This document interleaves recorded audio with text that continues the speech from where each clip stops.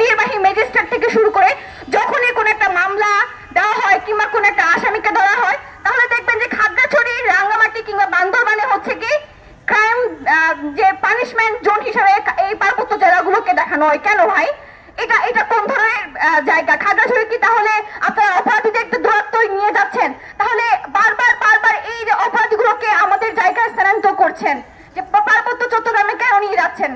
আর আরেকটা কথা, সবাই বলছে যে এই ধর্ষককে যদি আমরা পরবর্তীতে এর আগের বিষয়গুলো যদি দেখি, এই ধর্ষক সোহেল রানা কিন্তু আগেও কুষ্টিয়ায় যখন তিনি ছিলেন তখনও কুষ্টিয়ার যে দৌলতপুরের যে একটা স্কুল ছিল, যিনি ওখানে জুনিয়র ইনস্ট্রাক্টর হিসেবে ছিলেন, সেখানেও কিন্তু তিনি ধর্ষণের যে ব্যাপারটা, ওখানেও কিন্তু ওই ব্যাপারটা হয়েছিল এবং তখনও কিন্তু উনাকে কুষ্টিয়া থেকে খাগড়াছড়িতে নিয়ে স্থানান্তরিত করা হয়েছিল, ট্রান্সফার করা হয়েছিল। এরপরেও কিন্তু খাগড়াছড়িতে 1 সেপ্টেম্বর খাগড়াছড়ির যে ছাত্র জনতা ছিল তারা কিন্তু বিক্ষোভ করেছিল, মিছিল করেছিল। কেন হচ্ছে কি এই ধর্ষককে আপনারা ধরছেন না? কেন প্রশাসন কোনো ধরনের ব্যবস্থা নিচ্ছে না? এই যে 5 তারিখে আমরা ছাত্র জনতা মিছিল করার পরেও কেন হচ্ছে প্রশাসন এই ব্যবস্থাগুলো নিচ্ছে না? তাহলে আমরা কি প্রশাসনকে কি বলবো? আপনারা কি তাহলে এই ধর্ষককে প্রশ্রয় দিচ্ছেন? তার না হলে বারবার এই সমস্যাটা হচ্ছে কেন?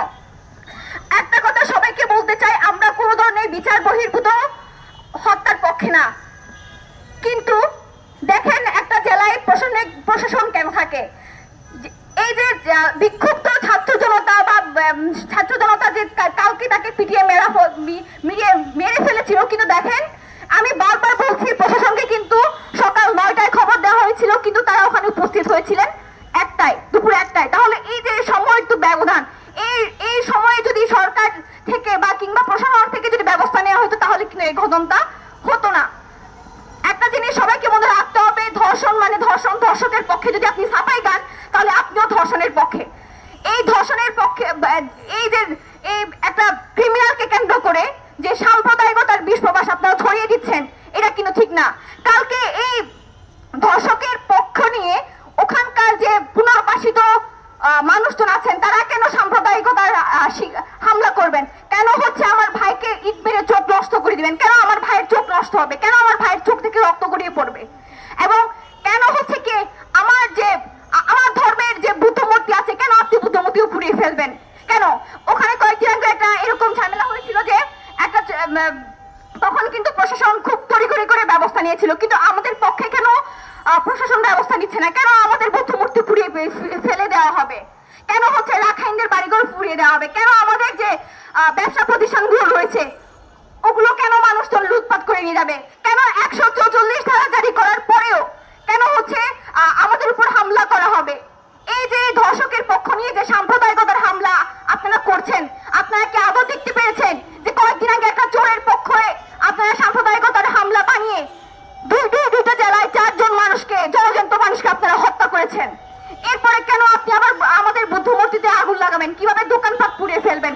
এগুলা কি তাহলে এই বৈষম্যহীন স্বাধীন বাংলাদেশের উপহার? আমরা কি এমন বাংলাদেশ চেয়েছিলাম যেখানে আপনারা সবাই বৈষম্যহীনতার কথা বলেন? তাহলে বারবার কেন দুর্গাপূজা আসলে আপনারা মূর্তি ভেঙে ফেলবেন? কেন আমাদের বুদ্ধ মূর্তি আপনারা পুড়িয়ে ফেলবেন? সরকারের এই নির্লিপ্ত প্রশাসনিক ব্যবস্থা কেন?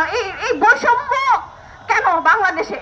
তা আমি সবার পক্ষ থেকে, আমাদের যে বিক্ষুব্ধ ছাত্র জনতার পক্ষ থেকে আমি দাবিটা সবসময় রাখতে চাই, যারা অপরাধ করেছে, যারা ধর্ষণ করেছে তাদেরকে আপনি যথাযথ শাস্তি প্রদান করবেন, বিচারের আওতায় আনবেন এবং খাগড়াছড়ি, রাঙ্গামাটি, বান্দরবান এই জেলাগুলোকে আপনি আপনার অপরাধীদেরকে পানিশমেন্টের জোন বানাবেন না।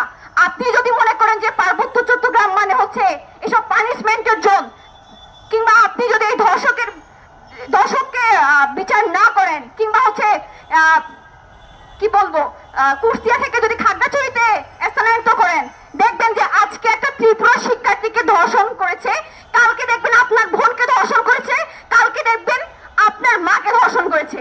যেহেতু সবাই বলেন ধর্ষকের কোনো জাতপাত নাই, তাহলে খাগড়াছড়িতে এই ধর্ষকের স্বজাতীয় গোষ্ঠী যারা আছেন তারা কেন সাম্প্রদায়িকভাবে আমাদেরকে হামলা করবেন? তো বিশেষ কিছু আর বলতে চাই না, আমি সবসময় এই কথাটা বলতে চাই যে আইন বা বিচার বহির্ভূত কোনো হত্যার পক্ষে না। এই ধরনের সহিংসতা রুখে দেওয়ার জন্য প্রশাসনকে কঠোর ব্যবস্থা নিতে হবে, যাতে করে যেসব অপরাধীরা আছে সবাইকে ধরতে হবে। এবং গত কয়েকদিন আগে যে সাম্প্রদায়িকতার জের ধরে 4 জনকে হত্যা করেছেন, এর যথেষ্ট এভিডেন্স কিছু আমাদের কাছে আছে।